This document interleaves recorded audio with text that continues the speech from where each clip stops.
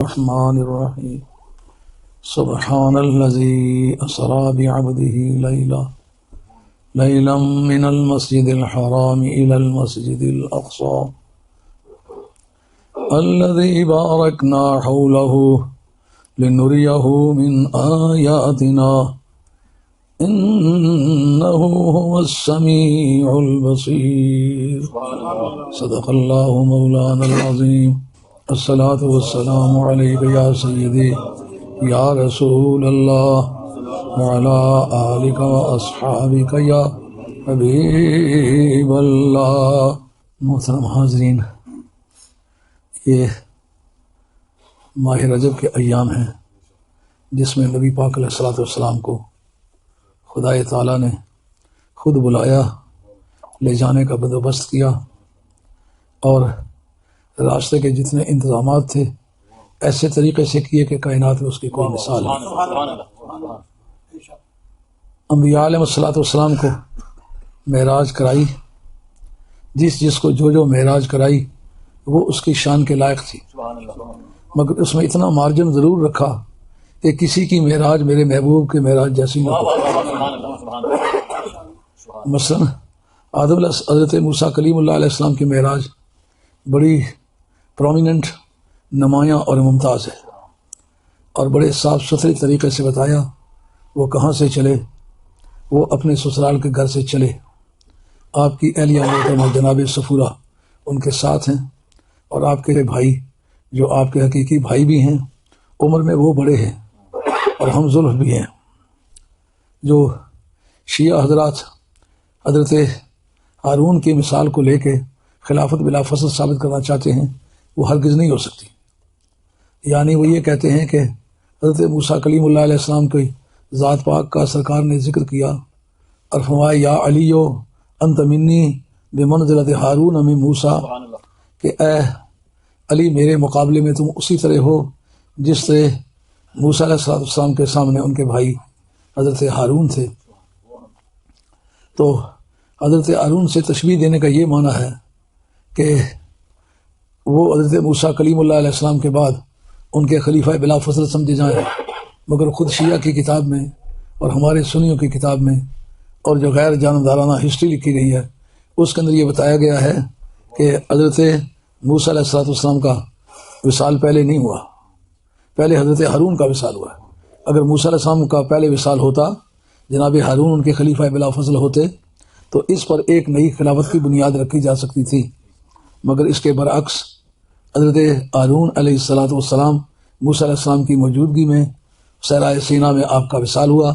حضرت موسیٰ کلیم اللہ علیہ السلام نے ان کی نماز جنازہ پڑھائی، ان کے کفن دفن کا اہتمام کیا. اس کو کہتے ہیں قانون کی بولی میں قیاس مع الفارق، یعنی جس پر قیاس کرنا چاہتے ہو اس کا سٹرکچر اور اس کی بناوٹ ہی اور ہے. اگر اس کی اور اس کی بناوٹ ایک ہوتی تو ایک دوسرے پر قیاس کیا جا سکتا تھا. اس کی بناوٹ اور اس معنی میں ہے کہ حضرت ہارون کا وصال پہلے ہوا، موسیٰ علیہ السلام کا بعد ہوا. خلافت کی مثال جب بن سکتی تھی کہ موسیٰ علیہ السلام کا وصال پہلے ہوتا، جناب ہارون ان کے خلیفہ بلا فصل ہوتے، تو حضور کے بعد حضرت علی مرتضیٰ کی خلافت بلا فصل پر استدلال کیا جا سکتا تھا. مگر دیکھیں ہوئی کن حالات میں ہے. واقعی یہ تھا کہ موسیٰ علیہ السلام نے جب مصر چھوڑا تھا تو ان حالات میں چھوڑا تھا کہ سبتی اور قبطی دو شخص آپس میں لڑ رہے تھے. تو اس سبتی نے جو حضرت یعقوب علیہ السلام کی اولاد میں سے تھا، اس نے فریاد کی موسیٰ یہ ظالم ہے، مجھے مار رہا ہے، میری مدد کرو. تو انبیاء علیہ السلام کی یہ شان ہے، وہ مظلوم کو مدد کرنے کے پابند ہوتے ہیں. من رأى منکم منکرا فلیغیرہ بیدہ فإن لم یستطع فبلسانہ فإن لم یستطع فبقلبہ فذلک اضعف الایمان، او کما قال علیہ الصلوۃ والسلام.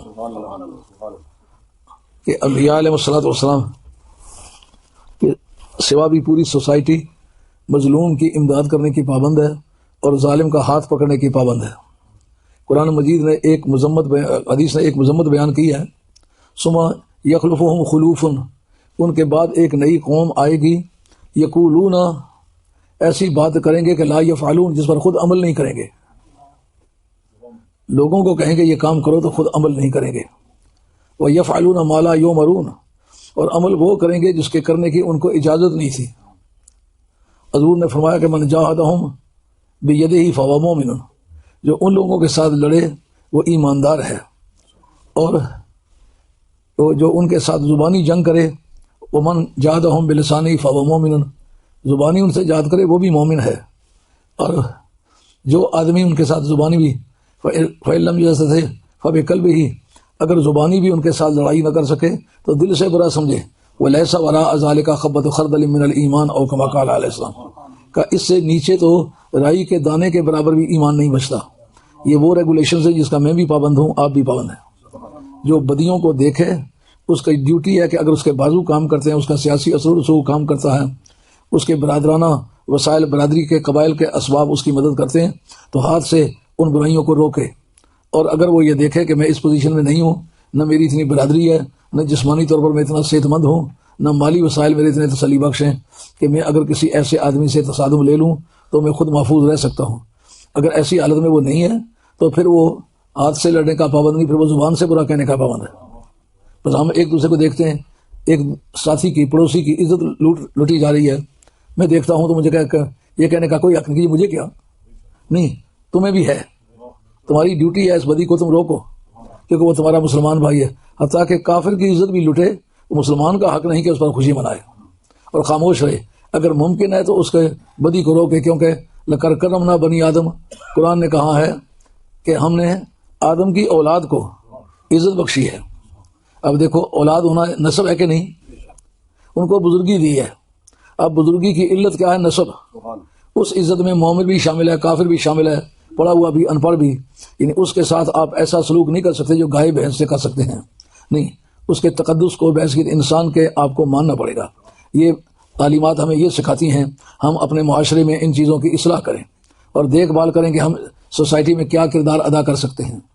کسی کی بچیاں آوارہ ہونے لگی ہیں، آپ کی ڈیوٹی آپ دیکھتے ہیں، آپ اس کو تحفظ فراہم کرنے میں، ان کو پند و نصیحت کرنے میں ان کی امداد کر سکتے ہیں، یہ جہاد ہے۔ حضرت موسیٰ کلیم اللہ علیہ السلام نے جب دیکھا کہ اس کو پیٹا جا رہا ہے، وہ آپ کی برادری کا آدمی تھا، دوسرا یہ کہ آپ کو ماننے والا تھا، آپ قریب گئے، انہوں نے پیچھے ہٹ کے ایک گھونسا مارا، فرشتہ جس کی ایک چپت نہ سہ سکے، بندہ اس کے سامنے کیا جگہ پہ تڑپ کے مر گیا۔ جو کہتے ہیں پیغمبر ہم جیسے ہوتے ہیں، ہم پیغمبروں جیسے ہیں، اس کو چاہیے موسیٰ علیہ السلام سے ملاقات کی اپلیکیشن ڈالے اور ایک مکے کا تجربہ کرے، اگر مکہ کھا کے جیتا رہے تو پھر بعد میں اس غلط فہمی میں مبتلا ہونے کا ایک ادنا سا جواز نکلے گا، مگر نبی کا مکہ کون سا ہے؟ مکہ مارتے گئے، ساتھ ہی وہ دم توڑ گیا۔ اب موسیٰ علیہ السلام اپنے وطن میں جانے کے لیے وادی طوا میں پہنچے، یہ ان کی معراج ہے، ایک سرکار کی معراج ہے۔ یہ جنگل ہے، اندھیاری رات ہے، بیوی جوان ہے، بیٹی بھی جوان ہوا یا میریجیبل ہے، اس کو بھی اور اپنے بھائی ہارون کو بھی انہوں نے جنگل میں چھوڑا۔ آگے جنگلی راستہ ہے، پتھریلا ہے، کانٹے ہیں، ندیاں ہیں، نالے ہیں، ہر طرح کی پریشانیاں ہیں، جنگلی درندے ہو سکتے ہیں۔ موسیٰ علیہ السلام اللہ کے ایسے پیارے رسول ہیں، رسول سارے دلیر ہوتے ہیں، کوئی نبی بزدل نہیں ہوتا، بزدلی بڑا عیب ہے، بھاگ جانا میدان سے یہ شجاعت کا کام نہیں ہے، یہ بزدلی کا کام ہے۔ عیب نہ ہوتا تو نبیوں میں اس کا پائے جانے میں کوئی عرض نہ ہوتی، کوئی بھی نبی بزدل نہیں گزرا۔ اس لیے دلیری اور جرت اور بہادری یہ انبیاء علیہ السلام کا ورثہ ہے، جس کو اللہ تعالیٰ نے یہ چیزیں دی ہوں اس کو پاک دامن رہنا چاہیے۔ اس لیے پہلوانوں میں خواہ وہ کافر ہیں خواہ وہ مومن ہیں، یہ استاد تعلیم دیتے ہیں، جو لنگوٹ کا سچا نہیں ہوگا میدان کی ہار اس کا مقدر بن جائے گا۔ تو یہ کیونکہ انبیاء علیہ السلام کا ورثہ ہے، پاک دامنی کی برکت سے اس کے بازوؤں میں قوت رہتی ہے، اس کے دل میں حوصلہ رہتا ہے۔ موسیٰ علیہ السلام نے ایک مکہ مار کے جگہ پہ ڈھیر کر دیا۔ اب وادی طوا میں پہنچے کس سلسلے میں؟ بچوں کو، بیوی کو چھوڑتے وقت کہا اذ قال لأهلهم كثوا إني آنست نارا لعلی آتیکم بقبس او اجد علی النار ہدا۔ مجھے آگ نظر آئی ہے، آگ بغیر جلانے والے کے نہیں جلتی، کوئی جلانے والا ضرور ہوگا، اس سے جا کے ملتا ہوں۔ روشنی اچھا ذریعہ ہے منزل کی نشاندہی کے لیے، مجھے روشنی نظر آ رہی ہے، میں اس تک جاتا ہوں، وہاں جا کے پوچھتا ہوں جو جس بندے نے آگ جلائی ہوئی ہے، تم کون ہو، کہاں کے رہنے والے ہو، یہاں کس طرح آئے ہو، مجھے مصر جانا ہے، راستہ کون سا اختیار کروں؟ کہتے ہیں جس وقت کے وادی طوا میں پہنچا، وَنُودِيَ مِن شَاطِئِ الْوَادِ الْأَيْمَنِ فِي الْبُقْعَةِ الْمُبَارَكَةِ۔ وادی طوا میں پہنچے تو آواز آئی ونودی من شاط الواد الایمن فی البقعۃ المبارکۃ. وہ وادی پہلے مبارک تھی، پہلے مبارک ہونے کی اس کی کوئی دلیل نہیں. عز الدین بن عبد السلام 666 آپ کا سن وفات ہے، مصر کے رہنے والے عالم دین ہیں اور سید ابو الحسن شاذلی حسینی رضی اللہ تعالیٰ عنہ کے مرید ہیں. انہوں نے کافی چھوٹی چھوٹی کی کتابیں لکھی، لیکن جو انہوں نے کتاب لکھی اللہ جواب ہے. انہوں نے ایک اس میں قواعد الاحکام فی مصالح الانام، اس کے اندر لکھا کہ کوئی جگہ برکت والی نہیں تھی، کوئی وقت برکت والا نہیں تھا، کوئی برکت والا آیا جو اس جگہ ٹھہرا، جگہ برکت والی ہو گئی. وہ وقت جو اس کے ٹھہرنے کے لیے ظرف بنا وہ وقت برکت والا ہو گیا. جس چیز کو استعمال کیا وہ چیز برکت والی ہوئی. یہ برکتیں اللہ کے برکت والے بندوں کے گردا گرد گھومتی ہیں. اس وادی مبارک کو مبارک کیوں کہا گیا؟ کہا موسیٰ علیہ السلام کے قدم لگے. اس جو حکم ہوا نا فَخْلَعْنَا عَلَيْكَ إِنَّكَ بِالْوَادِ الْمُقَدَّسِ طُوًى، فرمایا کہ جوتا اتار. کیوں؟ اس لیے کہ تم طوا کی وادی مقدس میں کھڑے ہو، انہی کی برکت سے وہ طوا مبارک ہوئی ہے. تو معلوم ہے جب کسی جگہ کو برکت ملتی ہے تو برکت والے کو بھی تعلیم ہوتی ہے کہ اس کی برکت کو تم پہلے تسلیم کرو. میں کعبۃ اللہ کا طواف کر رہا تھا تو ایک دوسرے عقیدے کے ملا صاحب وہاں طواف کر رہے ہیں جوتوں سمیت. میں نے ان سے کہا کہ یہ انت تطوف البیت متناعلا، جوتے پہن کے تم طواف کر رہے ہو، لماذا، کیوں؟ انہوں نے کہا ھذا یجوز. میں نے کہا ما دلیل الجواز، یہ جائز ہے، جوتے پہن کے کعبے کے گردا گرد طواف کر سکتے ہیں، یہ جائز ہے. میں نے کہا ثابت کرو کس جگہ لکھا ہوا ہے جوتوں سمیت طواف کیا جا سکتا ہے. اس نے کہا تم مجھے منع کر رہے ہو، کرنے کے لیے دلیل نہیں چاہیے، منع کرنے کے لیے دلیل چاہیے. یہ اصولیوں کا قاعدہ ہے، جو آپ منع کرنا چاہیں تو آپ سے دلیل مانگی جائے گی. منع کرنے کا ثبوت لاؤ. میں نے کہا قرآن کے اندر لکھا ہوا ہے. کہاں لکھا ہوا ہے؟ کہا فَخْلَعْنَا عَلَيْكَ إِنَّكَ بِالْوَادِ الْمُقَدَّسِ طُوًى، جوتے اتارو کیونکہ تم طوا کی وادی مقدس میں کھڑے ہو. اس پر وہ بولا کہا کہ یہ تو موسیٰ علیہ السلام کا دین ہے. میں نے کہا یہ آیت قرآن میں آئی ہے تورات میں ہے؟ انہوں نے کہا یہ آیت تو قرآن مجید میں ہے. میں قرآن مجید کہانیوں کی کتاب تو نہیں ہے نا. جب تک کوئی حکم منسوخ نہ ہو، نبی پاک علیہ الصلوۃ والسلام نے سابقہ موسیٰ علیہ السلام کی تورات پر عمل کیا ہے. اور ابو داؤد شریف کے اندر احادیث موجود ہیں جس میں جب تک کسی بارے میں کوئی حکم نازل نہیں ہوا اس وقت تک سرکار کا عمل تورات پر رہا، کیونکہ یہ سارے دین حضور کے دین ہیں. انبیاء علیہ السلام ایکسیڈنگ اسٹیٹ کے فرما روا تھے، اصل اسٹیٹ سرکار کی ہے، یہ سرکاری آرڈر سرکار کے تھے. تو اس جگہ سمجھو تو صحیح قرآن مجید میں یہ نازل کیوں ہوئی ہے؟ یہ حکم منسوخ نہیں ہوا، یہ اسی طرح ہے. کہ اس میں حکم تو کوئی نہیں ہے. میں نے کہا تم داڑھی اتنی رکھی ہوئی ہے تو یہ پتہ نہیں حکم ثابت کرنے کے کتنے طریقے ہیں. ان میں سے ایک طریقہ یہ ہے کہ انکا بالواد المقدس طوا، یہ پیرنتھیٹیکل سینٹینس ہے، اس کو انگریزی میں کہتے ہیں پیرنتھیٹیکل سینٹینس، یعنی جملہ مستانفہ. جملہ مستانفہ ہمیشہ سوال مقدر کا جواب ہوتا ہے، سوال مخفی ہوتا ہے، جواب موجود ہوتا ہے. انکا یہ جملہ مستانفہ ہے. یہ سوال مقدر کیا ہے؟ کہ کیوں اتاروں؟ کہ اس کی وجہ یہ ہے کہ تو طوا کی وادی مقدس میں کھڑا ہے، یعنی جوتا اتارنے کی وجہ انکا سے ثابت ہوتی ہے. اب اس میں حکم کیا بتایا؟ جوتا اتارو. وجہ کیا بتائی؟ جگہ کا بابرکت ہونا. معلوم ہے جس جگہ یہ وجہ پائی جائے گی اس جگہ یہ حکم آ جائے گا. واللہ پاکستانیون یستدلون استدلالا جیدا، کہ پاکستانی لوگ جو ہیں یہ دلائل بہت مضبوط پیش کرتے ہیں. میں نے کہا تم روٹیاں کھانے کے بعد ہو. اب جناب موسیٰ علیہ السلام کے معراج کا سفر جو ہے کتنا دلچسپ ہے. کہا یہ طوا کی وادی مقدس ہے جو بابرکت ہے، اور اس میں صرف موسیٰ علیہ السلام اس کی علت ہے. لیکن جب رب نے سرکار کو سیر کرائی، فرمایا الذی بارکنا حولہ، اس مسجد اقصی تک سیر کرائی جس میں ایک وادی صرف برکت والی نہیں ہے، بلکہ جس جگہ سے وہ میرے دوست گزرے ہیں نا، میرے دوستوں کی گزرگاہیں برکت والی ہیں، ان کی قبریں برکت والی ہیں. عقیدے کی صفائی کتنی ملی، یعنی مسجد اقصی کی برکتوں سے وہ فائدہ حاصل کرے کہ جو یہ بھی مانے کہ اس کا گردا گرد برکت والا ہے. اندر تو مسجد ہو کر بابرکت ہو سکتی ہے، باہر کا حصہ کیوں برکت والا ہے؟ کہ اس کے بابرکت ہونے کی دلیل یہ ہے کہ میرے نبیوں کے وہاں مزارات ہیں. نبیوں کے مزارات جو ہیں وہ وجہ ہیں اس کی برکت کے. اچھا وہ جو مسجد خود ہے، سرکاری تو عالم علیہ السلام نے اس کی بڑی تعریف فرمائی ہے کہ اس میں جو آدمی جا کے نماز پڑھے ایک نماز کا 1000 گنا ثواب ملے گا. آپ کی ازواج مطہرات میں سے حضرت میمونہ بنت حارث، وہ کہتے ہیں یا رسول اللہ ہم اگر وہاں جانا چاہیں تو کس طرح جائیں؟ آپ نے وہاں اگر جانے کے اسباب پیدا ہو جائیں، محرم مل جائے، خرچہ آنے جانے کا مل جائے تو جا سکتی ہو، اگر نہ ملے پھر؟ آپ نے فرمایا پھر جس کو یہ اسباب نہ ملے وہ کیا کرے؟ سنیو تمہاری ایک ایک بات کا ریکارڈ مکمل موجود ہے، تم اس کو سمجھو یا نہ سمجھو، یاد رکھو یا نہ رکھو۔ اس جگہ سرکار نے فرمایا جو یہاں سے تیل بھیج دے کہ بیت المقدس شریف میں جو چراغ جلائے جائیں ان چراغوں میں وہ تیل ڈالا جائے تو اس تیل کے جلنے سے بھیجنے والے کو وہاں نماز پڑھنے کا ثواب مل جائے گا۔ سمجھ آئیے؟ چراغ جلانے کی بھی کوئی وجہ ہے۔ اور خذوا زینتکم عند کل مسجد کی تفسیر میں مفسری کرام نے ایک بڑی دلچسپ بات لکھی ہے کہ نبی پاک علیہ الصلوۃ والسلام کے ایک صحابی ہیں،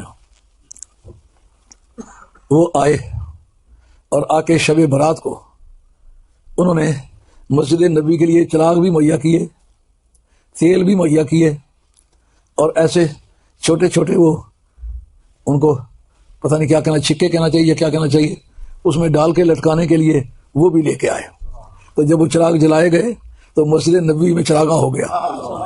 کہتے ہیں جناب چراغاں کا ثبوت لاؤ، سنیو تم اپنے ورک الٹ کے دیکھو، تمہارے پاس پورا ریکارڈ موجود ہے۔ تو جب انہوں نے وہ سارے لٹکا دیے تو سرکار دو عالم علیہ السلام نے فرمایا آج مجھے اتنا مزہ آیا ہے کہ اگر کوئی لڑکی ایسی ہوتی جو میریجیبل ہوتی اس کے ساتھ اس کی شادی کر دیتے۔ یہ مسجد نبی میں چراغاں کے لیے بندوبست کر کے لایا ہے۔ آپ لوگ موم بتیاں جلاتے ہیں نا، چراغ جلاتے ہیں نا، سرکار کے ہاں اس کا ثبوت موجود ہے۔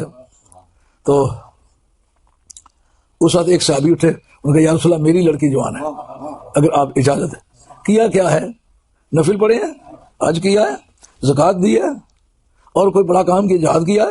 نہیں، صرف مسجد نبوی کی رونق کو دوبالا کرنے کے لیے شب برات کو تیل لائے ہیں، چراغ لائے ہیں، اور وہ چھکے جن میں چراغوں کو ٹانگا جا سکتا ہے وہ لائے ہیں۔ جگہ جگہ مسجد نبی کے چھت سے چراغ لٹکے ہوئے ہیں، روشنی دے رہے ہیں، تو مسجد کی رونق میں اور حسن میں اضافہ ہوا، سرکار خوش ہو گئے۔ ایک تو یہ ثابت ہوا کہ شب برات بھی بیکار چیز نہیں ہے، ان قریب شب برات بھی آ رہی ہے، اس کی بھی تیاریاں کرو۔ اور دوسرا یہ کہ مسجد نبوی ہے اس میں چراغاں کیا، سرکار خوش ہو گئے، اور سرکار کی بارگاہ میں اس بات کی ضرورت محسوس ہوئی اگر کوئی میریجیبل لڑکی ہمارے اثر و رسوخ میں کہیں ہوتی اس کی شادی کرا دیتے۔ تو انہوں نے صحابی اٹھ کے کہا یا رسول اللہ میری لڑکی جوان ہے۔ اب یہ شادی ہو گئی ایک لمحے بھر میں، کیوں؟ مسجد نبی کی ڈیکوریشن کی ہے، چراغاں کیا ہے، ثبوت ملا نا، تیل بھیجنے کا بھی، چراغ جلانے سے نماز کا حق بھی ادا ہونے کا بھی۔ اور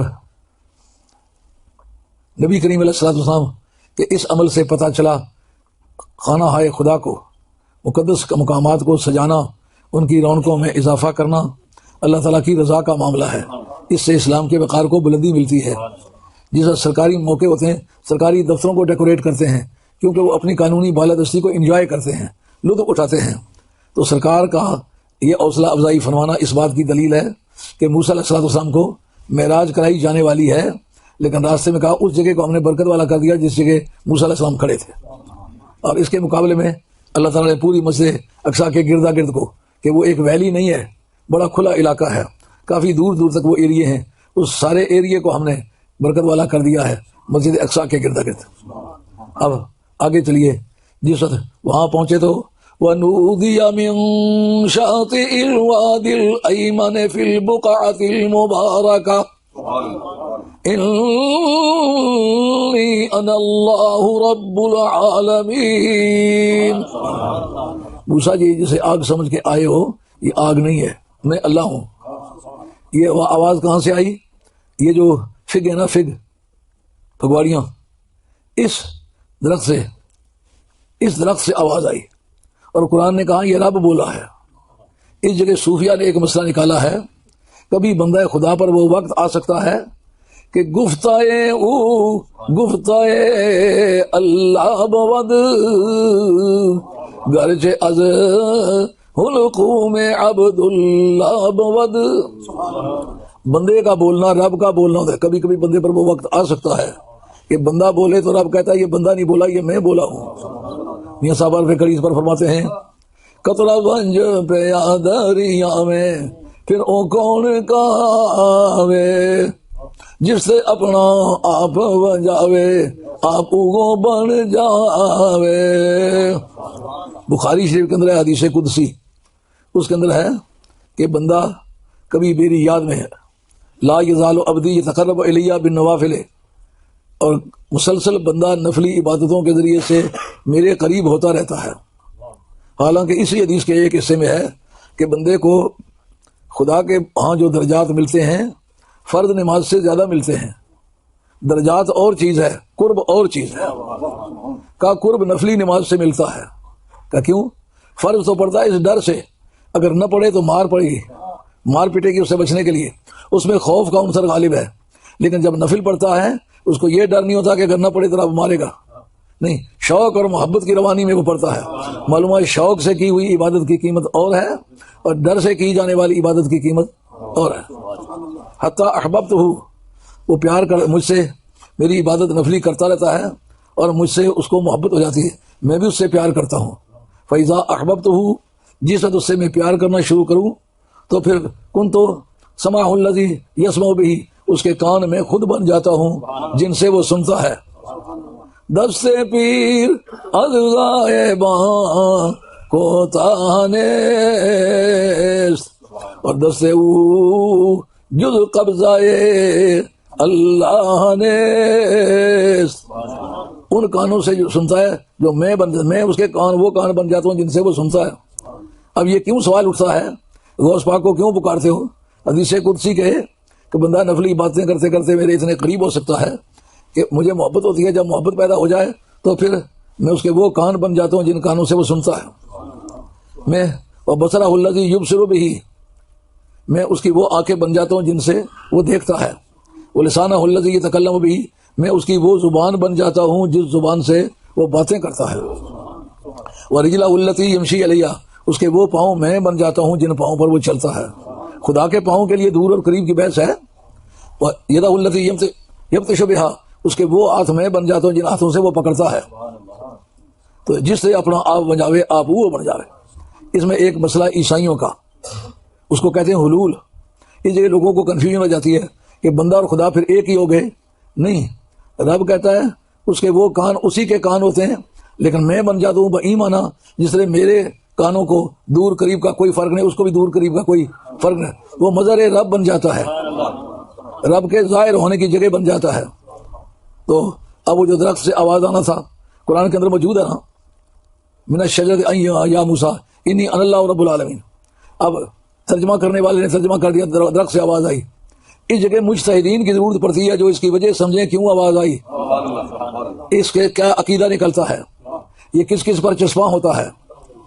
حضرت خواجہ جنید بغدادی رضی اللہ تعالیٰ عنہ، سرکار بغداد کے سلسلے کے 4-5 پشتیں اوپر چل کے وہ ولی ہے، اور ولی بنے کس نے؟ ایک سید کے سامنے شکست کو قبول کر لیا ایک ہی رات میں.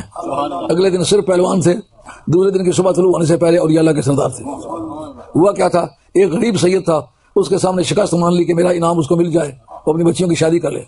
معلوم ہوا آل بیت کے نوازے ہوئے لوگ اولیاء اللہ کے سردار ہوتے ہیں.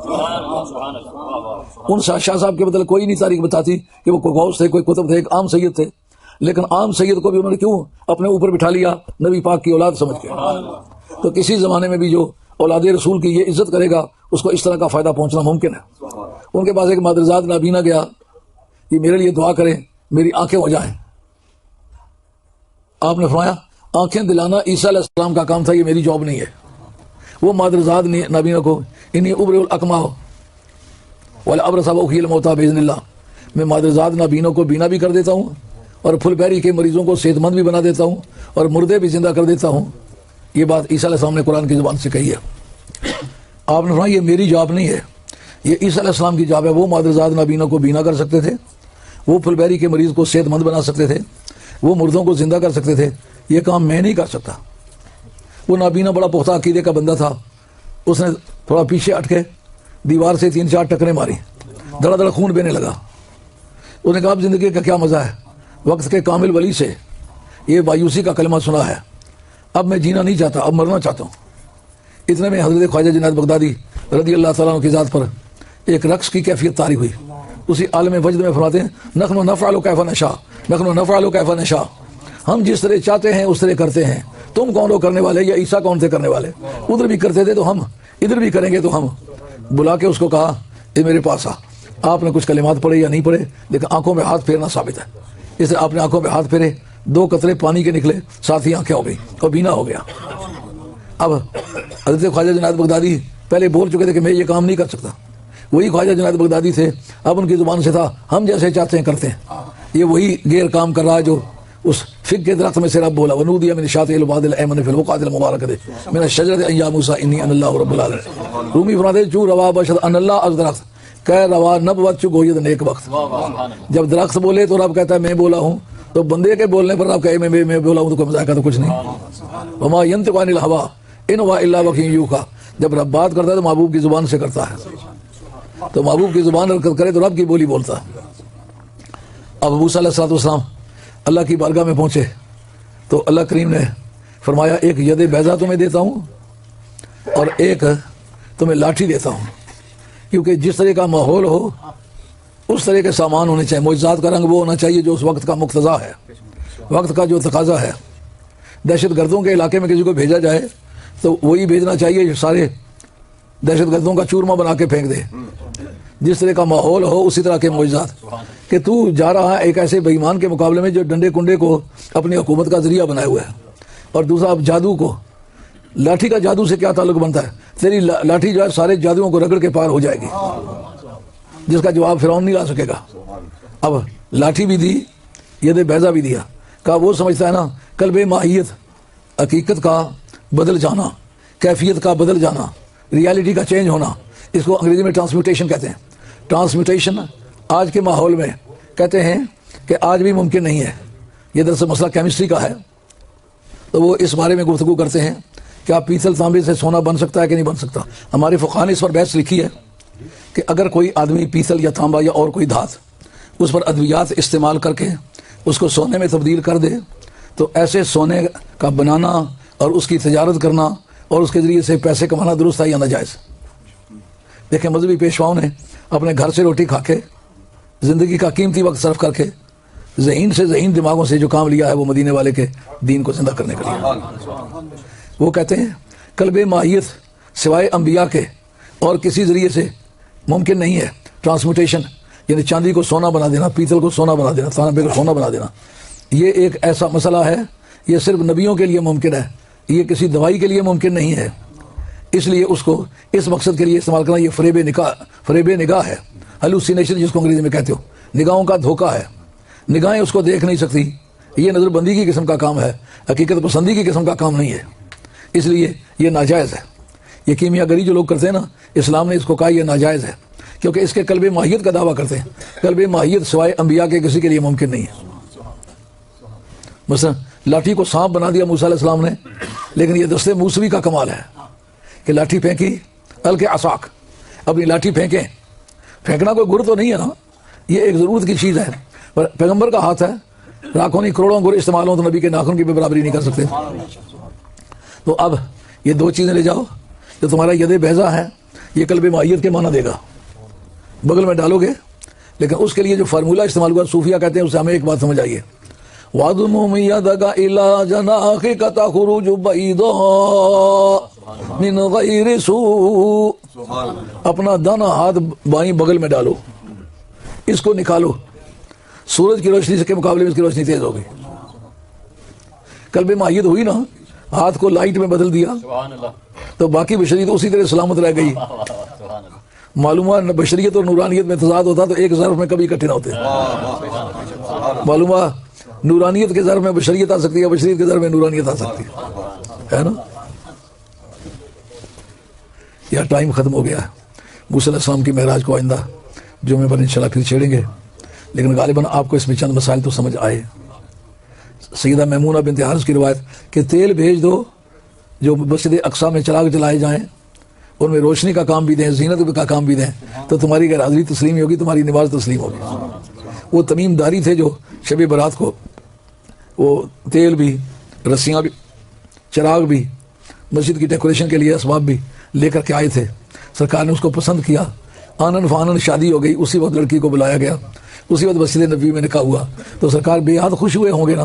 معلوم مسجدوں کا چراغاں، مقامات مقدسہ کی ڈیکوریشن یہ سرکار کے عین منشا کے مطابق ہے. جو کہتا ہے جھنڈیاں لگانا بدعت ہے.